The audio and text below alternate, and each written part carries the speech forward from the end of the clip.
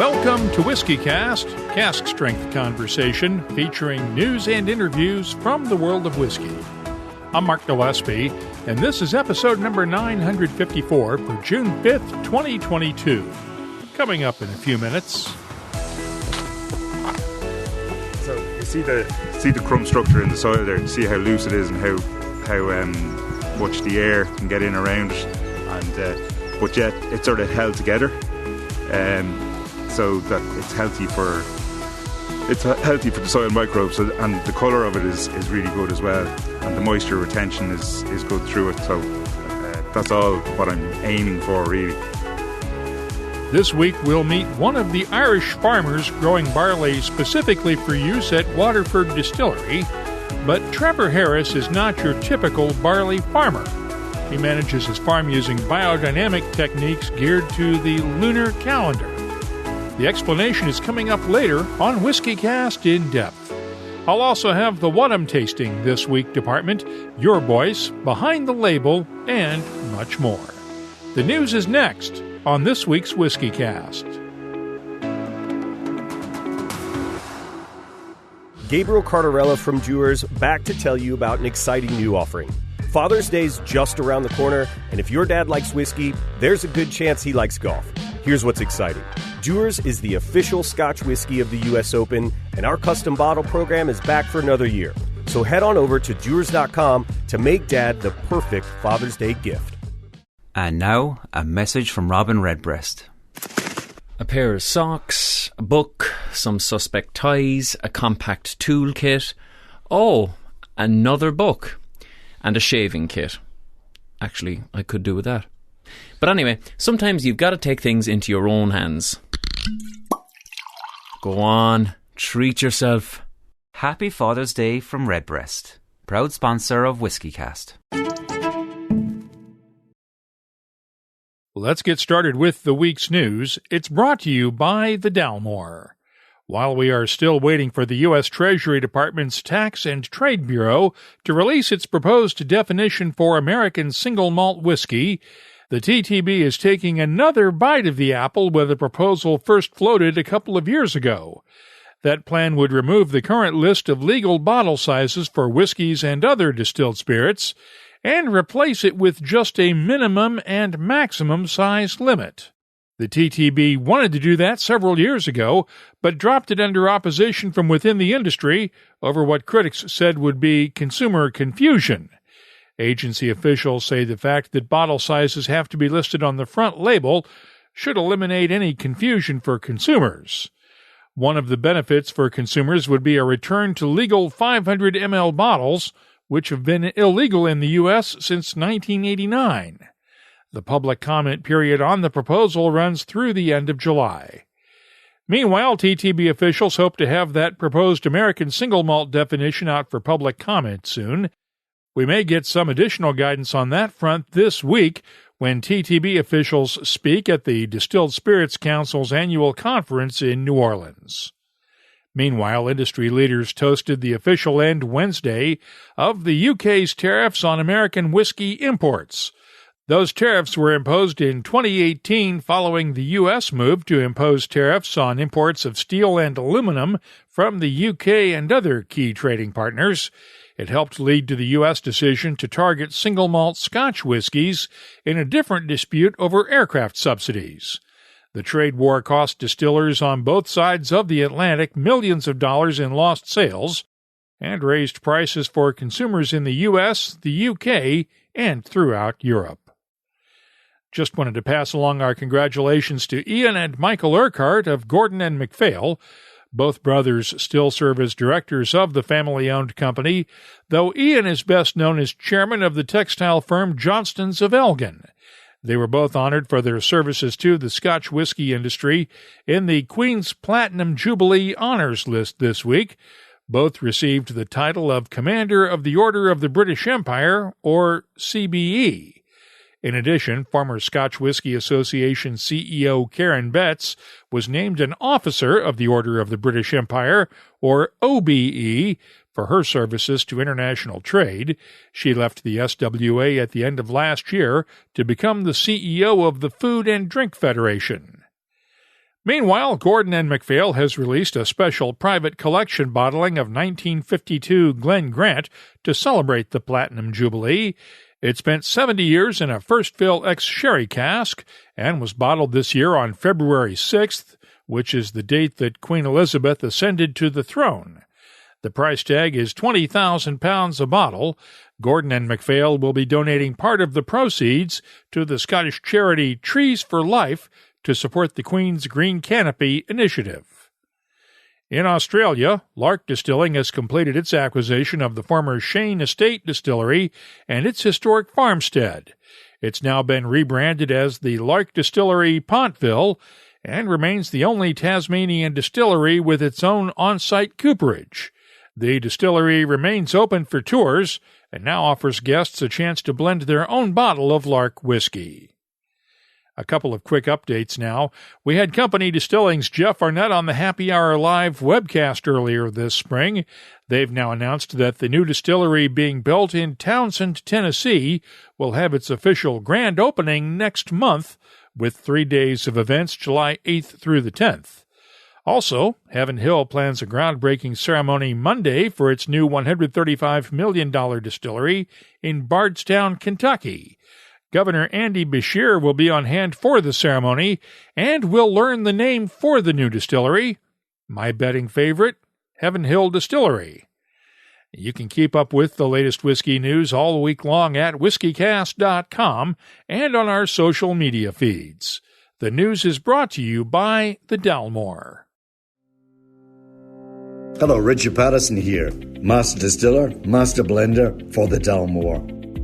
You know, whenever the team and I are in the world sharing our exceptional single malt, we like to keep in touch with Mark Gillespie and the latest news from WhiskyCast. No Happy Hour live show this week. I'll be on an airplane Friday and unable to do the live webcast. If you missed our latest webcast Friday night with Freddie Noe of Jim Beam, the on-demand replay is available right now at the WhiskyCast YouTube channel, and the podcast version will be out later this week. Our next Happy Hour live webcast will be on a different night, too. I'll be at the Dewar's Cocktails on the Green U.S. Open party in Boston on Thursday night, June 16th, for a special live show. We'll start at 6:30 p.m. Boston time. That's 22:30 GMT. Hope you can join us.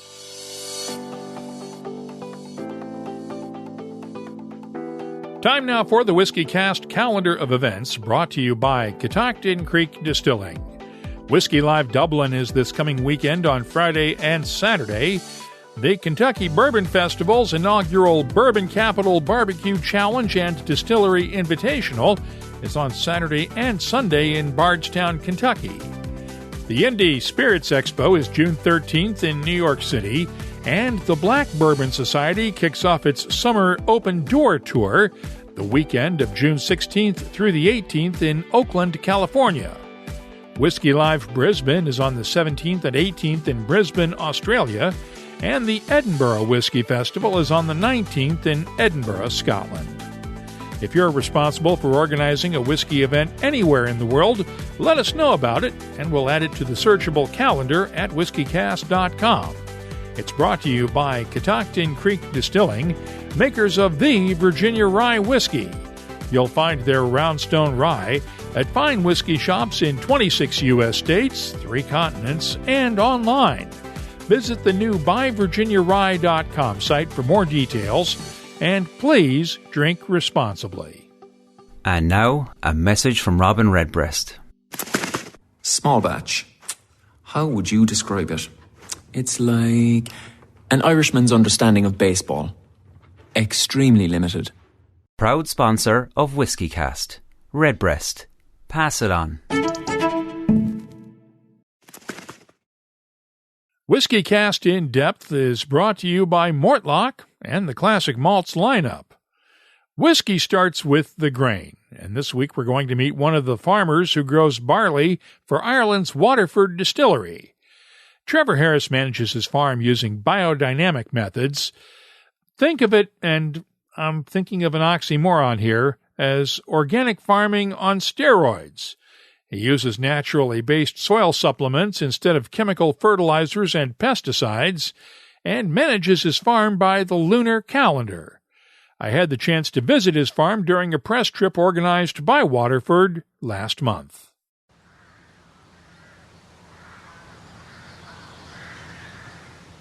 It's a typically windy day in Central Ireland, about 90 minutes southwest of Dublin, and Trevor Harris is showing off his field of barley, managed using biodynamic farming methods. I suppose I would have started farming with my father in the 80s, and from the 80s up until 99 I was farming using the chemicals and was used to using them, but it didn't sit with me and I wanted to move away from it, so in 99 I moved away from it. And then when did you go biodynamic? Around 2015 I started doing a little bit of trialling with biodynamic preps on some of the fields, and 2016 went biodynamic with the whole farm, so I was impressed with what it was doing. It's funny, because I was an organic farmer for so long, you'd sort of think that the soil would improve. There's this ideal in your head that the chemicals are causing certain harm to the soil, and if you take those out of the picture, the soil will automatically improve. And what I found wasn't necessarily the case. You have to do a little bit more to rehabilitate the soil in order to get it to work properly. So I'd success for the first while, and then I started to run into problems, and I tried to rectify the problems by adding farmyard manure, and it wasn't actually addressing the problem at all. It was actually causing more trouble. So I went off and I did an awful lot of studying on what was going on with my soil, and read up on what you should and shouldn't be doing with the soil, and I got introduced to biodynamics at the time. So then I applied less farmyard manure and composted it an awful lot better, and started applying the biodynamic preparations to rectify the problems that the soil had, and the turnaround was dramatic, so it was.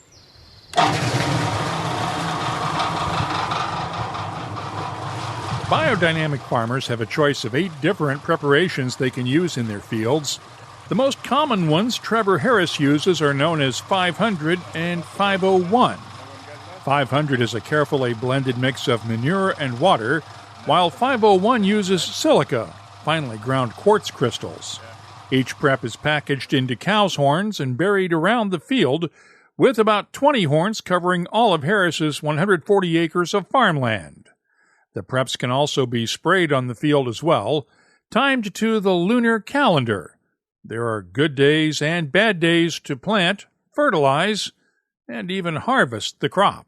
It's one of the difficult things to grasp in biodynamics is the lunar calendar, and to think that all these celestial bodies are having an effect on the barley crop. And there's various different ways I'd explain it, and like the first one is, if you think of the moon, and everyone knows it affects the tides, and no one will argue with you if you tell them it affects the tides. And yet, like, we're 80-90% water, so surely it affects us, and plants are a high percentage water, so surely it affects them, and the soil has a lot of water in it, so surely it affects those. And if you can believe that affects it, what's the one that we really take for granted and no one talks about is the sun. And like, how many million miles away is it? And you can feel it on your neck there today, and it's lighting where we are, you know. So if those two affect us, why would the rest not affect us in a more subtle way? So that being said, I still like to see proof. The proof? Harris's crop yields have grown consistently, thanks in part to a switch from commodity barley to a heritage strain supplied through Waterford. But it's easy to see the difference in his field. The soil is dark and rich, loose enough to allow air to circulate, and the barley roots to penetrate deep into the ground. So you see the crumb structure in the soil there, see how loose it is and how much the air can get in around it, and but yet it's sort of held together, so that it's healthy for the soil microbes, and the colour of it is really good as well, and the moisture retention is good through it. So that's all what I'm aiming for, really. And then we get...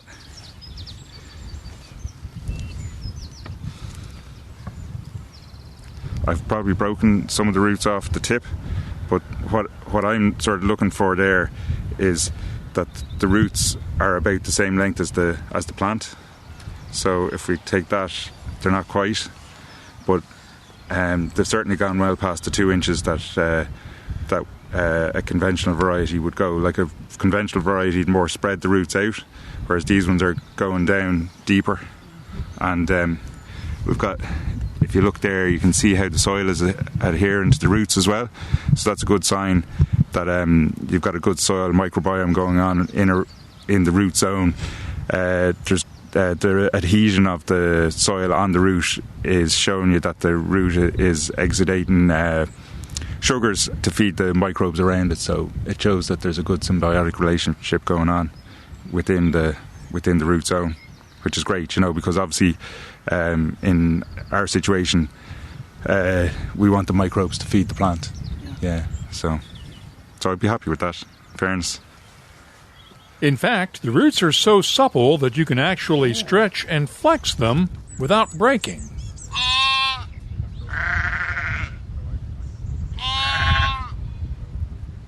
Trevor Harris is one of about 100 Irish farmers who's grown barley specifically for Waterford Distillery since 2015. He's just one of 5 who uses biodynamic techniques, though. The others use a combination of organic and conventional farming practices. While Waterford is known for its single-farm estate whiskies, keeping the barley from each farm segregated throughout the entire grain-to-glass process, the biodynamic farmers have not been able to produce quite as much grain. The first Waterford biodynamic whiskey released in 2021, Luna 1.1, used grain from Harris's farm and 2 other biodynamic farms. So, if the yields are smaller than conventional farming, why focus on biodynamics? As with other attempts to get outside of the commodity system, it's all about flavor, as Waterford founder Mark Rainier explained.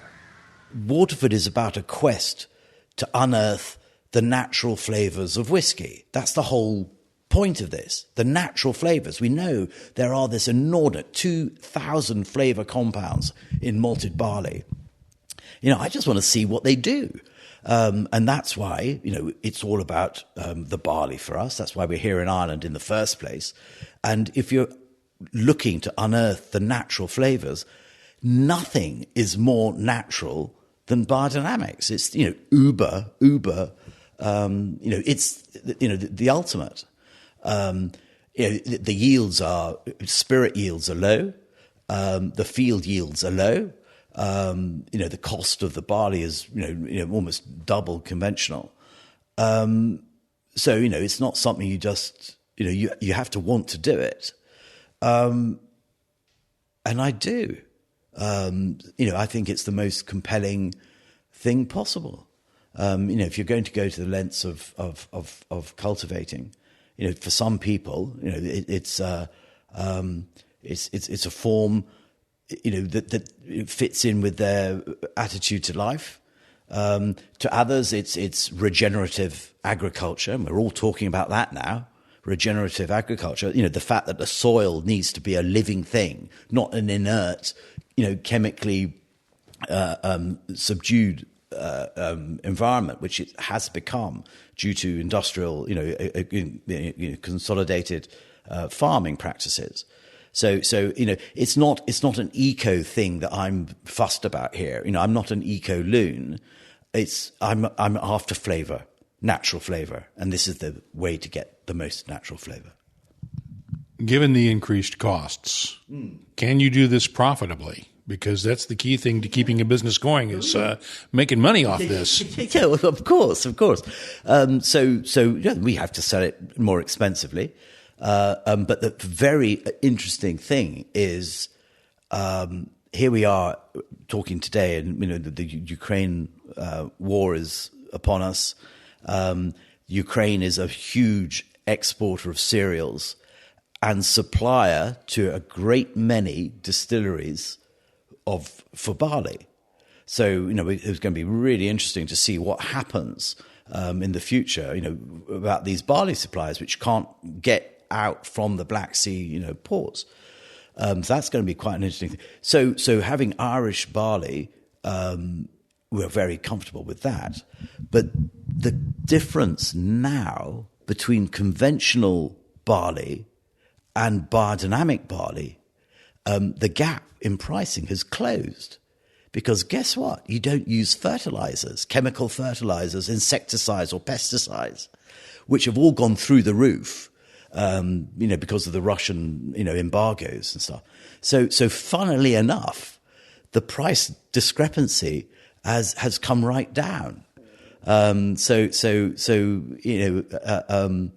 sort of makes me chuckle to think that actually going au naturel may at the end of the day not seem so stupid economically. In the distillery, production manager and head brewer Neil Conway treats each batch of barley differently depending on its individual specifications. A lab team has already tested the batch to find the optimum temperature for mashing, but the biodynamic barley adds even more complexity to the process. Has its difficulty because it's not the normal or standard malted barley that we would see from every single farm, because the guys don't use any fertilizers or pesticides during the harvest season. The guys at the maltings will have issues malting it because it's different composition. It's just different than your standard varieties that are bred for malting barley. So when it comes to me in the distillery, we have to be very, very careful and mindful that it is a different type of barley, malted barley, when it comes to the milling and particularly the mash tun, so where we convert the starches into sugars. So for the first brew or two, with particular close attention is needed for milling and grist composition, and then your temperature stands for the infusion, temperature and mashing, because you want to ensure that it flows through the mash filter. Because of it's not as friable as your standard barley, so you can have milling issues which will lead to blocking of the filter. So you just have to get the milling correct, so you have filterability of the mash. If we have a stuck filtration, unfortunately that's the batch gone. It costs a lot of money to get these guys to grow biodynamic barley. Obviously it yields poorly for the guys in the grower, so we have to pay a premium for that. So it's an expensive project, and if you get it wrong at the brew house, it has consequences. Mark Rainier wanted to make biodynamic whiskey during his years at Bruichladdich, but the techniques don't work as well in the Scottish climate, so he had to import biodynamic barley from England for a single batch of whiskey. Despite the economic arguments against it, he remains committed to the process. Do you think consumers are willing to pay a premium for organic or biodynamic whiskies? They certainly seem to be, yeah. I mean, the economics, for us are perfectly simple. We're not trying to make the cheapest litre of alcohol possible. That is not our modus operandi. We're trying to make the most naturally flavoursome litre of alcohol possible. That is our story. The process we do, the fact that we take a 10% alcohol middle cut, we leave on the table, more or less 60,000 litres of alcohol that we could collect if we stretched that middle cut. But because we want the purity, we don't. So, there's a whole load, our wood policy, our barley provisioning policy. Waterford is never going to be a pile 'em high, sell 'em cheap brand, because of the way we produce it. But I think we have the variety of philosophical propositions and taste profiles to make it, it's not the same stuff, just twice the price. They're all different. And that's the great joy of what we're doing. The expression is there. We're not artificially influencing those flavors. The flavors are the flavors that come from the ground. And it's a fascinating journey, experience. We're not just, some ideas of, you take the same production process and you just charge more and put it in a fancy bottle and hope nobody notices. I mean, that's not what we're about. We're about, authenticity, traceability.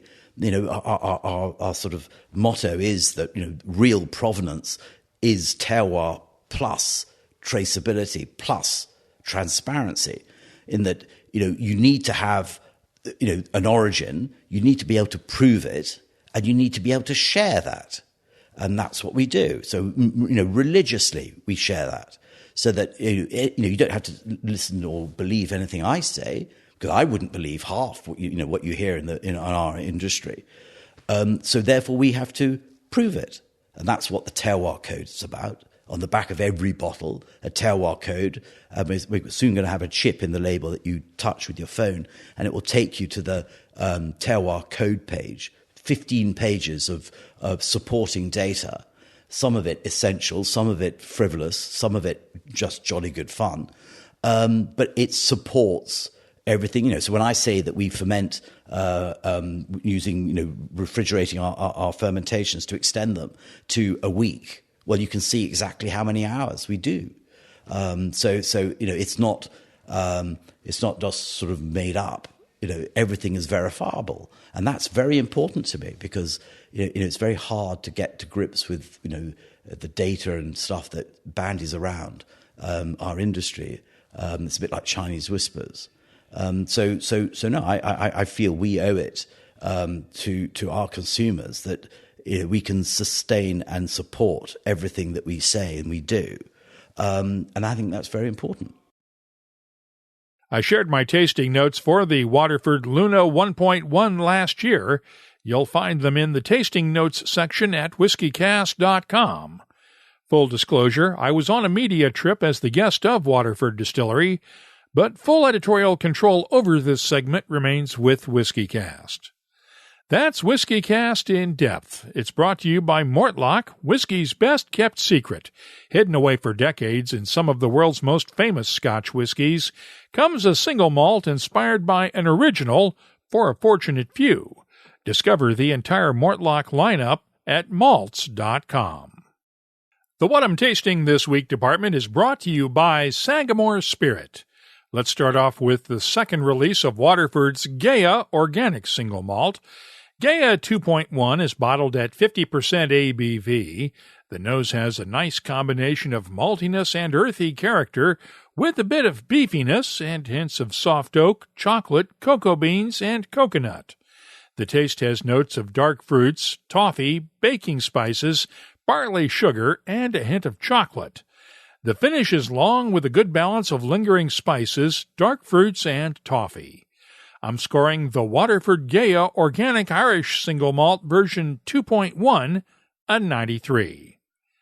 Next up, let's look at Whiskey Del Bock's Frontera American Single Malt, finished for 13 months in Pedro Jimenez sherry casks.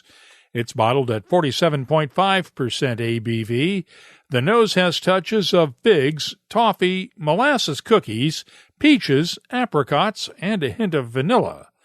The taste is thick and chewy with notes of figs and dates, clove, cinnamon, vanilla, and honey. The finish is long, well-balanced, and slightly dry. I'm scoring Whiskey Del Bock's Frontera Single Malt a 93. I'll have more tasting notes in just a minute, but first, this week's tasting notes are brought to you by Sagamore Spirit Rye Whiskey. They're reviving the tradition of Maryland-style rye whiskey at their Waterfront Distillery in Baltimore. Their premium canned cocktails are a refreshing, convenient option while playing a round of golf, sitting poolside, or spending a day at the beach. Enjoy flavors such as lemon tea fizz and honey paloma. Now available in markets across the U.S., you can find them at a retailer near you by visiting sagamorespirit.com/find-rye. Please drink responsibly. Australia's Starward Distillery is now bringing its Octave Barrels series to the U.S., with the first release being matured in Yalumba Octavius Barossa Shiraz casks. It's bottled at 45% ABV. The nose is dry and sweet with oak tannins, berry cobbler, plums, and raisins. The taste is fruity and tart with berries, subtle spices, caramel, and hints of anise, oak tannins, and raisins. The finish is long with touches of raisins, berries, and subtle hints of wood and spice. I'm scoring Starward's Octave Barrels Yalumba Octavius Barossa Shiraz cask a 92. Finally, let's look at the Virginia Distillery Company's Courage and Conviction Cuvée single cask. Number 1225 is a Cuvée red wine cask that was bottled at cask strength, 59.2% ABV. The nose has touches of raspberry jam, blackberries, plums, dates, and a hint of toffee. The taste has a nice balance of fruit and spices along with oak tannins, raspberry jam, toffee, and a hint of licorice. Adding some water improves the balance on the palate by opening up the fruity notes and dampening the spices just a bit. The finish has a hint of licorice that complements oak tannins and lingering berry notes. I'm scoring the Virginia Distillery Company's Courage and Conviction Cuvée single cask, number 1225, a 90.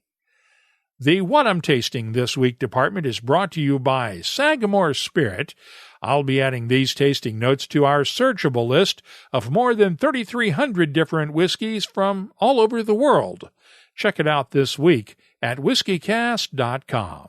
There's no better gift for Father's Day than a great bottle of Scotch whiskey. Many of the values that Dad teaches are the same ones that go into making a great Scotch. Things like patience, hard work, attention to detail, and pride in a job well done. For those dads that are into golf or whiskey, give them a custom bottle of Dewar's, the official Scotch whiskey of the U.S. Open. This year, the 122nd U.S. Open will be held June 16th through 19th at the Country Club in Brookline, Massachusetts, with the final round on Father's Day. That makes Dewar's an extra special gift. Why stop there? Show even more love with a custom bottle of Dewar's 12-year-old, 15-year-old, or 18-year-old. Visit Dewar's.com, get personalized labels and custom bottles delivered right to your door. Do it now, though, because Dad also taught you to be on time. There's still time to nominate your whiskey club for our Whiskey Club of the Month honors.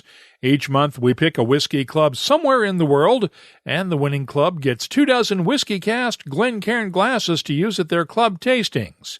Just use the contact form at whiskycast.com to nominate your club.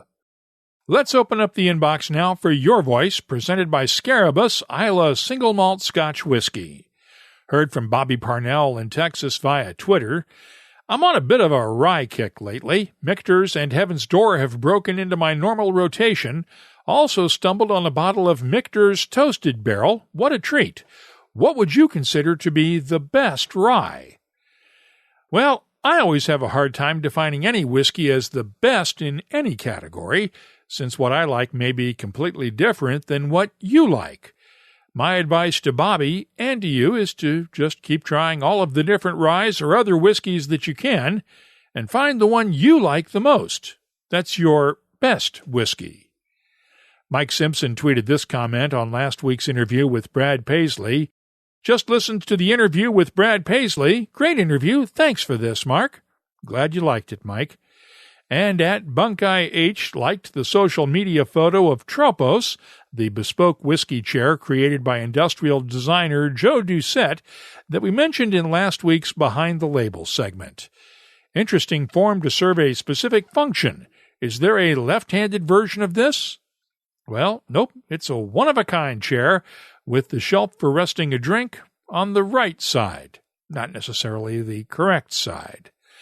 If you have something you'd like to share with whiskey lovers around the world, whether it's a new distillery or bottling, a comment, or a suggestion, just look for WhiskyCast on Instagram, Twitter, or Facebook, or you can always email me.